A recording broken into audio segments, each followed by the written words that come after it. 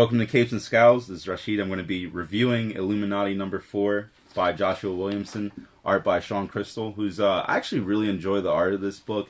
It's a good balance of action and cartoony, and this book is kind of like a sequel to actually the first issue where you see Titania. She's actually getting released from prison, and she just wants to join society again, and Thor won't, he's like, you're up to something, like something's got to be wrong. So if you've been reading this book, if you've been following this book, Red Hood puts together a team of like villains that are kind of like C-list villains. Like, nobody really is going to give us a shot. So if we want to make history, if we want to do something, we're going to have to do this on our own.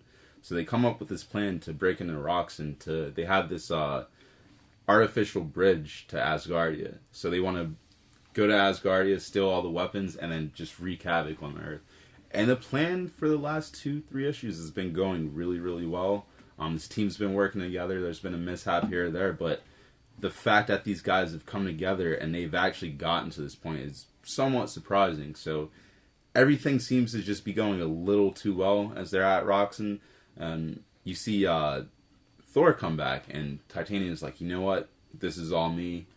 I have something I want to prove. Like, I wanted to be a good guy. You wouldn't let me do this, so we're going to have it out. So the Roxxon guards come, and you have Red Hood and the Mad Thinker and all these guys just fighting them. And you see Titania and Thor go at it. This is one of my favorite fights of the month. It's really good splash pages in this, and a really good just like destruction everywhere. You have Titania throwing Thor into the side of the Roxxon building, and it's just cracking all up the side of the building. And Thor simultaneously handling guards as she's fighting Titania.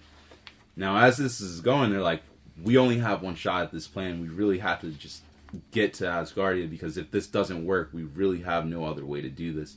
And a lot of these guys have different motives on doing this, so they're all like, make or break it. So Titania actually, over the last few issues, every time they've gotten into a fight, she's had this weird power up when it's almost like she's going Super Saiyan in a way. She just gets this purple glow, and she gets 10 times more powerful than she usually is, which has allowed her to step up to Thor.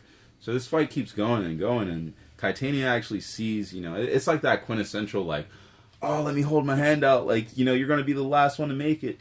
So she sees Thor is distracted and actually just punches her in the back of the head, kind of gets a sucker punch to leave off the fight. She's not happy with it, but the story must go on. So as they get to Asgardia, Enchantress is actually like, you guys follow me, I know where I'm going.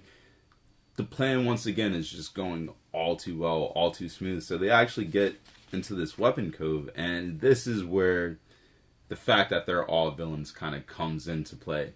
Everybody has their own motives. Everybody kind of wants to do their own thing. So the Mad Thinker is actually like, look, I already told you guys, like, don't really trust me. I just need this technology. I can do so much more than this. Red Hood, you're an idiot. I don't care if you put this together. I'm out. He's like, little do you know, Black Ant here is actually a ticking time bomb, so I don't even have to worry about you guys. So there's actually a really funny moment towards the end of the book where it's like, all right, well, Black Ant, you died once, you got put together. We'll figure something out. Just sacrifice yourself for the greater good of everybody again. So he shrinks down, and you're like, oh, that should be it. It should be a tiny explosion. Blows the whole complex to just like shit. There's nothing left, and then you actually see, as the book is ending, we have like all these Asgardian guards coming through, and you don't know how this is really going to end. Great book so far. I mean, there's really nothing I can say bad about it. I think this book is something that I didn't really expect to see through a whole arc. Same thing, like similar to Black Knight, but this book's just chugging along, and I'm interested to see what the next one's going to be about. I'll be reviewing this again. Nice. All right, and make sure you check us out at capesandscowlspodcast.com.